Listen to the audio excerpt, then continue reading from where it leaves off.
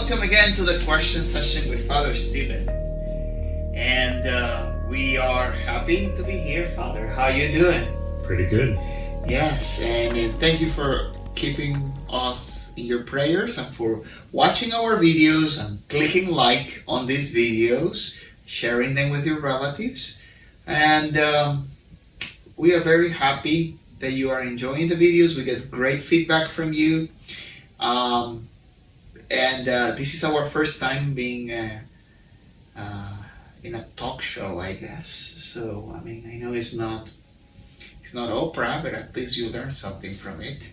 Yeah. And so we have a question today, Father. As usual, I'm going to read it for you. Okay. It's a very short question, but I think it has a very broad answer. So let's see how it goes. Okay, are you ready? Yeah. Okay, Father Stephen, do we know what happens to aborted babies? I have often wondered. And I have done that too. I mean, not only aborted babies, children who died before baptism, I guess. Yeah.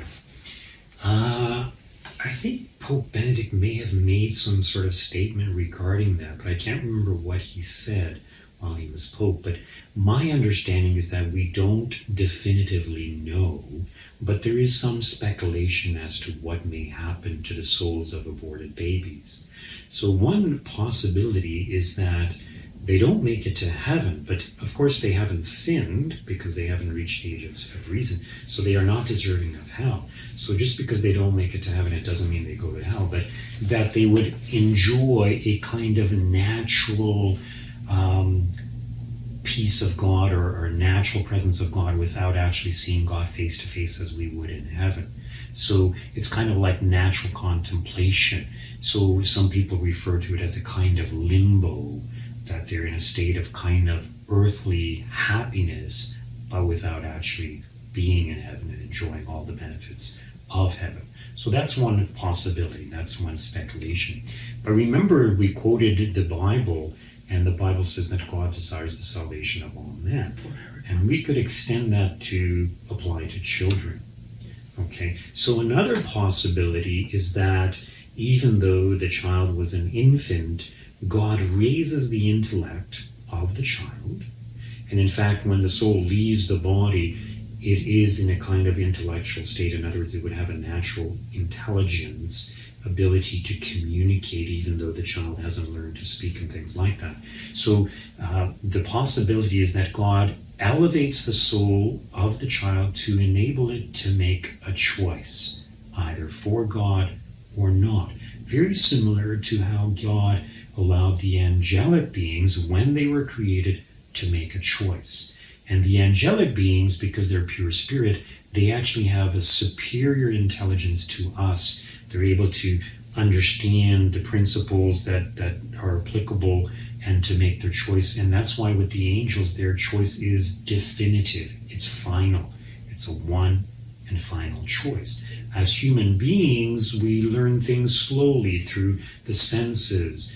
We mature more slowly. It takes us time to understand things fully. We make mistakes in our choices. So we're very fortunate that we have a lifetime to make choices, or at least a number of years to make choices, because we don't know when we're going to die.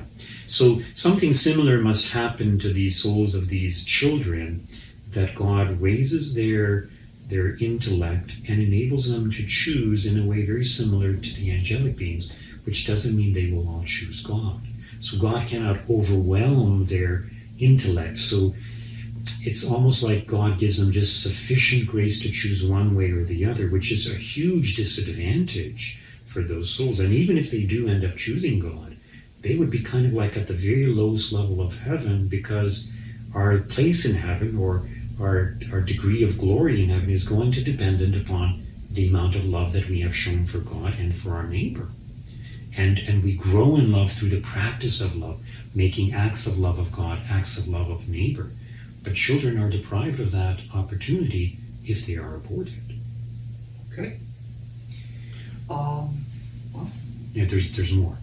So one option is, as I mentioned, a natural kind of state of happiness, a kind of limbo. And when there is a new heaven and a new earth, they would just have a natural kind of like Adam and Eve in the garden before the fall, but they didn't really see God. They didn't have the beatific vision. They weren't in heaven, but they had a closeness to God and they understood the things of God. So that's one option. The other option is that God raises the intellect of the children and they are able to choose, okay, which seems to be the likely reality.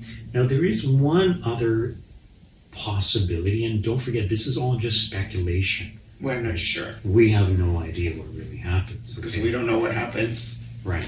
So the third possibility is some people say, well, the grace of the church will provide for the children and they will just make it to heaven. But there's a huge problem with saying that. And basically it would be to say, well, there's nothing wrong with abortion then because they're just going to go to heaven anyways. But we also have to understand what it means. So a lot of people misunderstand what that means. And I think, remember I mentioned earlier that the salvation of others depends upon us.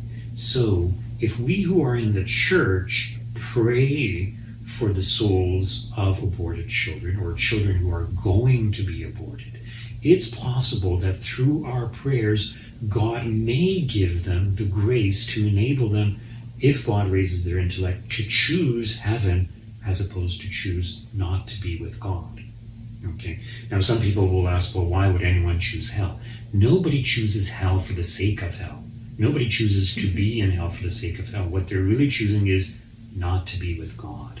Mm-hmm. So people don't like God, don't want to be reminded of their sins, don't like the truth of their sins, so they don't want to be with God. And many people hate God. So you can't be with someone in a loving relationship if you hate them, right? So in order to be in heaven, we must love God and we must strive to love God.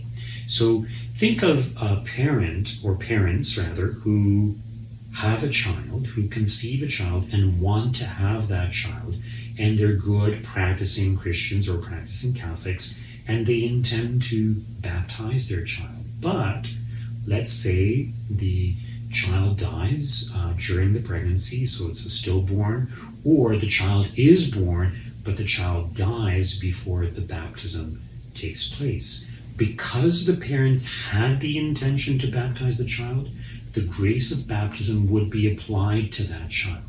And this is very similar to the baptism of desire. So the baptism of desire refers to someone who's in the process of becoming a Catholic, but let's say they have an accident or they have a heart attack and they die. Because they had the desire to want to become a Catholic, to be baptized, they received the grace of baptism and would make it to heaven. So the same would apply to a child who dies. If their parents had the intention of baptizing the child would receive the grace of baptism. So that's when the parents want the child. When the parents abort the child, that doesn't happen. However, we can spiritually adopt one of those children in the same way that some women who cannot keep the child give up their child for adoption. So in this, there's a prayer that was promoted by Bishop Fulton Sheen. And the prayer goes something like this: Jesus, Mary, and Joseph, I love you very much, and I beg of you to spare the life of the unborn baby that I have spiritually adopted, who is in danger of abortion. So by spiritually adopting a child who is in danger of abortion, because of my prayers, if that child is aborted, then because of the grace acquired by my prayers, that child will have a far greater chance of salvation than had I not been praying for that child. So I encourage people to spiritually adopt a child who is in danger of abortion. You can search on the internet for that prayer by Bishop Fulton Sheen. Just type in spiritual adoption by Bishop Fulton Sheen, and that prayer should come up. Jesus, Mary, and Joseph, I love you very much, and I beg of you to spare the life of the unborn child that I have spiritually adopted, who is in danger of abortion. Okay. So, all speculation. Yep. We don't know, but we should pray. Thank you.